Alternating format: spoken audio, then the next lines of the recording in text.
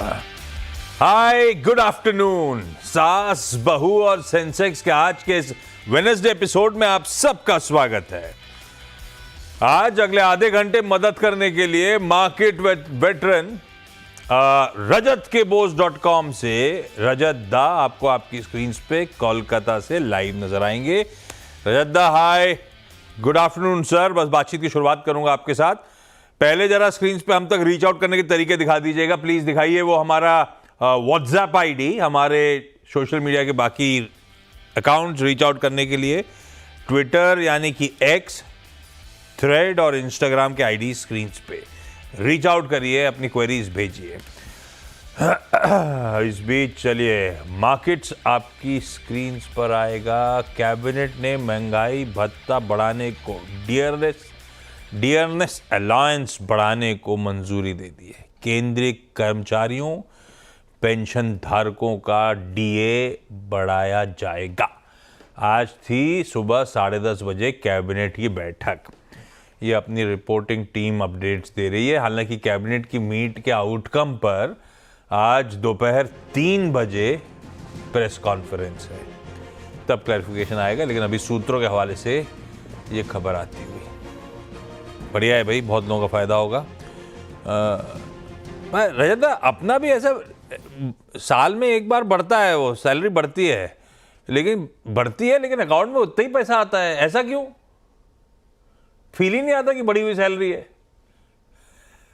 देखिए, सरकारी कर्मचारियों को डियरनेस अलाउंस मिलता है, बोलता है कि महंगाई बढ़ गया तो उन लोगों को उसके कारण ये हो जाता है। जब आप जो प्राइवेट सेक्टर में काम करते हैं वहां पे तो कोई स्केल ऐसा नहीं होता है। वहां कुछ पे नहीं होता। आपकी सुपीरियर के ऊपर में डिपेंड करता है कि आपका कितना तनख्वाह बढ़ेगा। पर पता नहीं, एचआर लेके तो आता है कि बढ़ गई है इतनी तनख्वाह। जब सैलरी आती है मंथ के एंड में तो उतनी ही आती है, कभी कभी तो लगता है कम आई है। पता नहीं कैसा गेम है। ठीक है, एचआर सुन ना रहा हो, गुस्सा हो जाएगा, मजाक कर रहा हूं मैं। मार्केट लेकर आइए स्क्रीन पे। डॉक्टर साहब, आप कहीं भी भटका देते हो मुझे। हटाओ ये खबर को आप भाई, ये लाओ।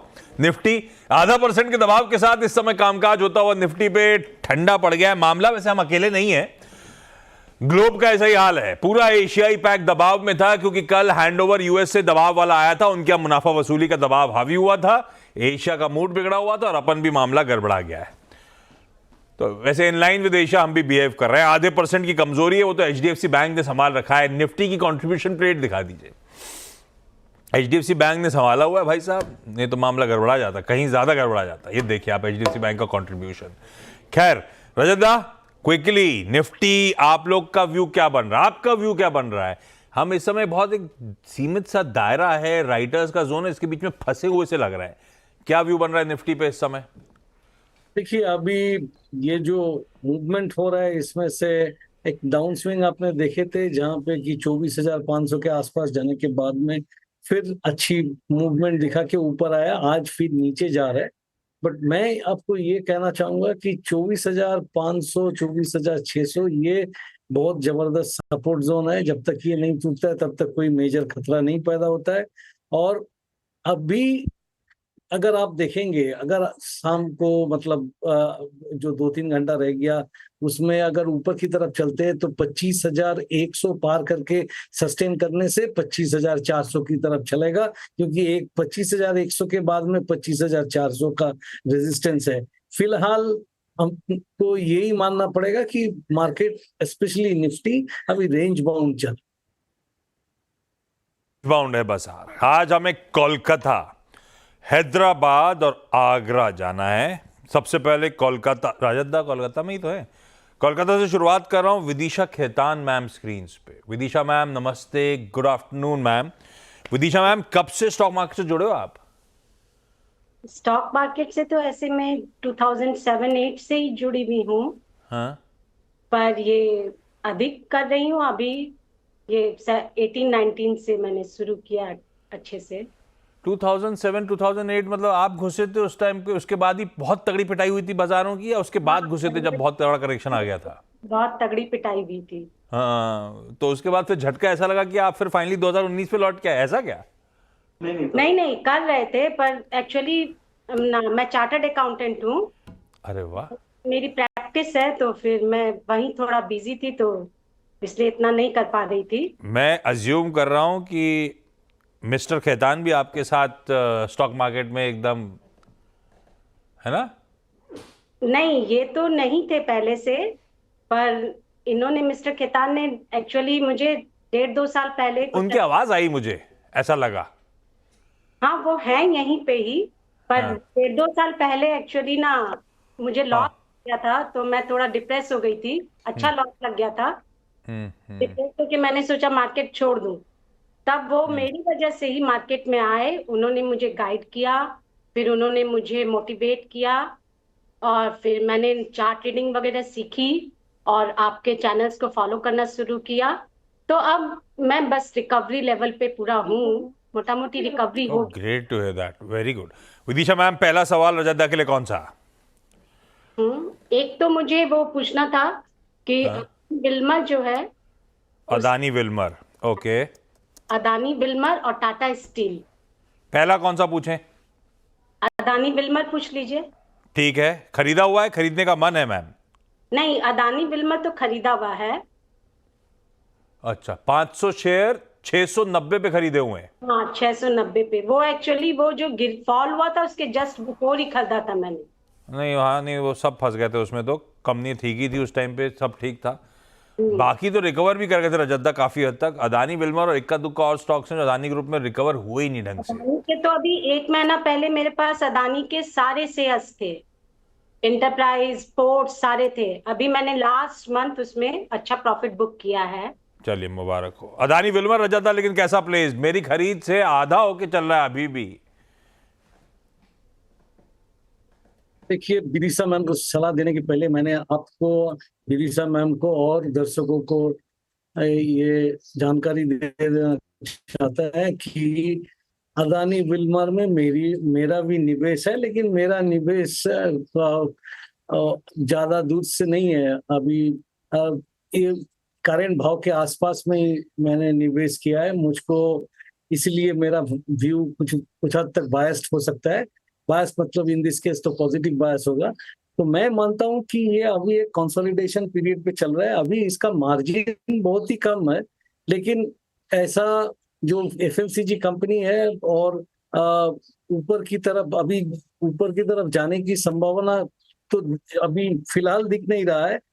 ये ऊपर की तरफ तभी चलेगा जब 400 से 410 का लेवल पार करके ऊपर चल पाएगा।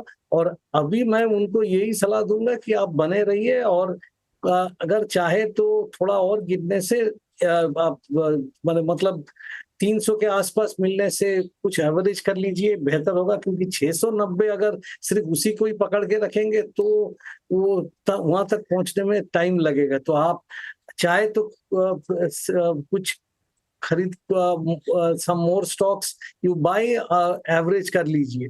मैं उम्मीद करता हूं कि ये 600 से 700 के आसपास जाएगा, लेकिन इसके लिए ये एक सॉसर पैटर्न बनाने की तैयारी में है। जब वो पूरा बन जाएगा, वीकली चार्ट में आप देखेंगे तो ये बनने का संकेत आ रहा है, तो उसमें ऊपर की तरफ जाने की अच्छी मूवमेंट रहेगा। लेकिन इसके लिए आपको और 2-3 साल पकड़ के रखना पड़ेगा।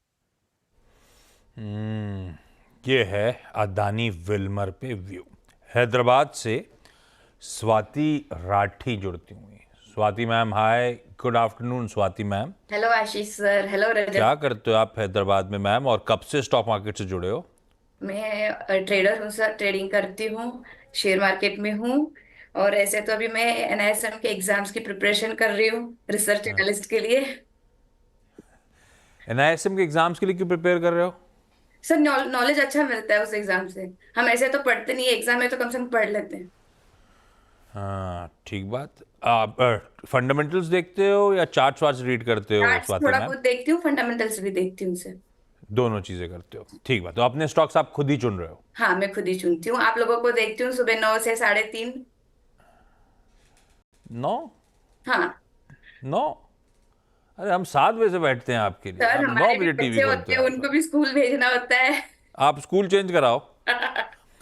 अच्छा, पहला सवाल कौन सा स्वाति मैम? जी पहला सवाल कौन सा?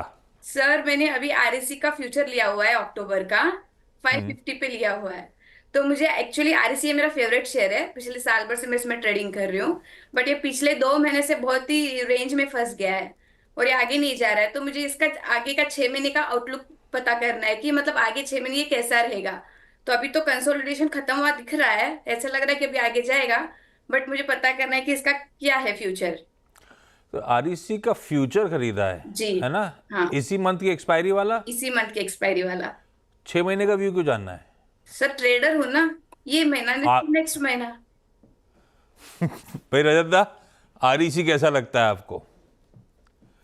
देखिए आरईसी अभी तो पहले तो बहुत अच्छी मूवमेंट दे रहा था। अभी पिछले जुलाई के महीने से जब से ये 640-50 के आसपास पहुंचा था, उसके बाद में साइडवेज मूवमेंट दिया। इस महीना में मतलब सितंबर से थोड़ा नीचे आना चालू किया। अभी 200 डे एक्सपोनेंशियल मूविंग एवरेज जो कि 510 के आसपास है, तो उसको भी टेस्ट कर लिया ये। तो मैं कहूंगा कि अभी आप ऊपर की तरफ मूवमेंट देख सकते हैं, लेकिन शॉर्ट टर्म में इस मंथ का फ्यूचर मैं स्पॉट लेवल बोलता हूं कि आपका 560 ये लेवल बहुत ही महत्वपूर्ण रहेगा। अगर ये पार करके ये चल पाए तब आप देखिएगा 575 से 585 इस रेंज तक भी जा सकता है। और कोई कारण से अगर आपने देखे कि ये 540 के नीचे चला जाए, तो अगर आपका ये करंट मंथ का फ्यूचर रहे तो एक बार कुछ लॉस बुक करके निकल जाना बेहतर होगा, क्योंकि 540 के नीचे जाने से ये दोबारा ये अपना 200 डे एक्सपोनेंशियल मूविंग एवरेज को टेस्ट कर सकता है। फिलहाल अगर सच बोलना चाहिए तो यही बोलना चाहिए कि इसमें कुछ डिस्ट्रीब्यूशन हो रहा है। बाजार में वीकनेस आने से ही ये फिर नीचे जाएगा और 200 डे एक्सपोनेंशियल मूविंग एवरेज को तोड़ भी दे सकता है। तो ये एक बार ऊपर में आप देखिए 560 और नीचे की लेवल पे 540 के नीचे जाने से ये जो नियर मंथ फ्यूचर आपने खरीदा है इसको इससे निकल जाइए। अगर आपने लॉन्ग टर्म के लिए इसमें बने रहना चाहते हैं वो स्पॉट में खरीद के बने रहिए, तब ठीक है, लेकिन इसमें शॉर्ट टर्म में थोड़ा वीकनेस ही है। ये रजत दा का बोलने का तरीका है। सच बोलूं तो बोल सब सच ही रहे हैं। आप लोग मत समझिएगा जब फाइनली जब बोला उन्होंने सच बोलूं तो तभी सच बोल रहे हैं। सच ही बोलना है रजत दा। आरईसी पे रजत दा का ये व्यू आ गया। आगरा से दिशा जैन स्क्रीन पे। दिशा मैम फिर हाजिर। आपका लक बड़ा सॉलिड है। मुझे कोई लोग बताते हैं आपका फोन नहीं लगता या कांटेक्ट नहीं करते, आपका तो लक सॉलिड है। आप तो मल्टीपल टाइम्स दिख रहे हो मुझे। आप लॉटरी टिकट क्यों नहीं खरीदते? Good afternoon, sir. Hi ma'am, how are you? Hello, sir. I am good. What about you, sir? बस आपने पूछ लिया दिशा जी, एकदम ठीक लग रहा है मुझे। दिशा मैम, पहला स्टॉक कौन सा? Sir, Bombay Dyeing. I have 3,800 shares at the rate 179.25.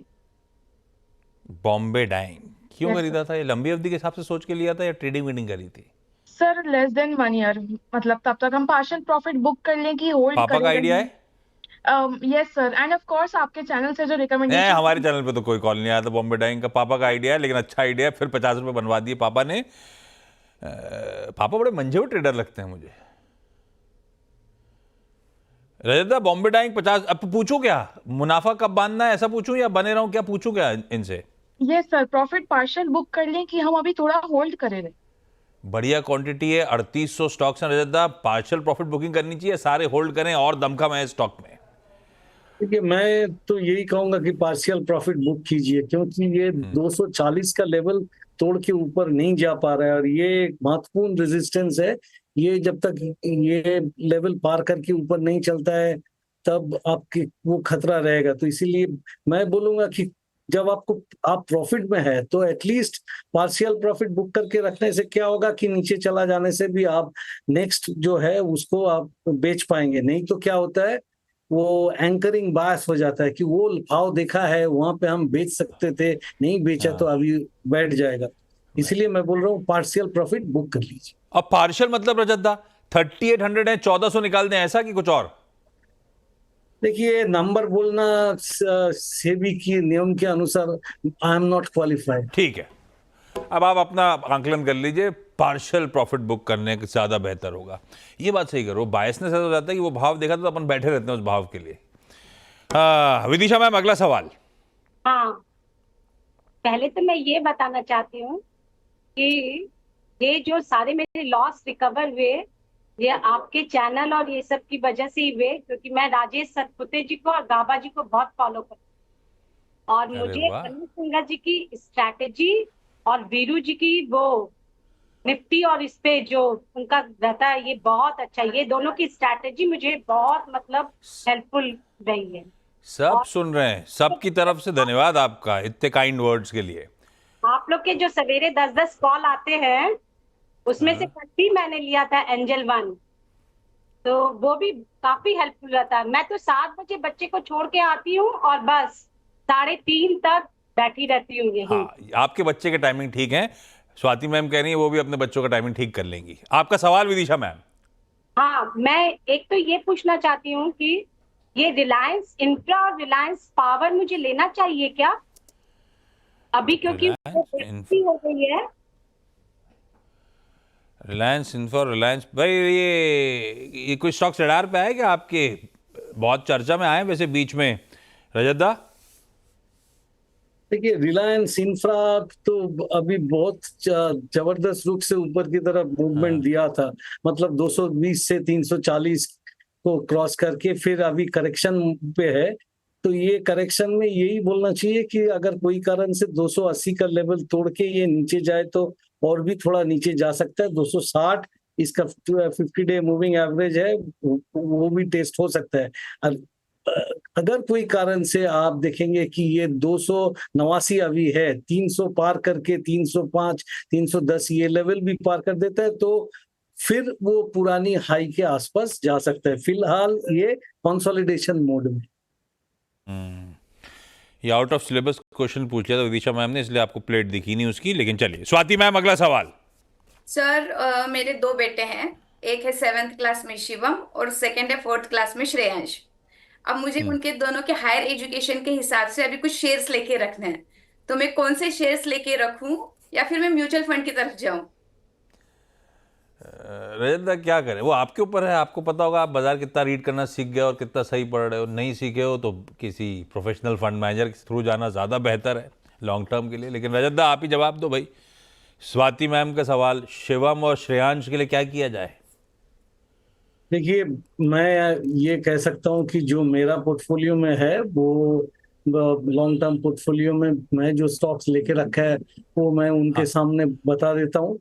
ये है एल्काइल अमाइन है, अपोलो हॉस्पिटल है, इसके अलावा आपका Larsen and Toubro technology services है, डिवीज लैब्स है, फाइन ऑर्गेनिक्स और यूनाइटेड स्पिरिट्स।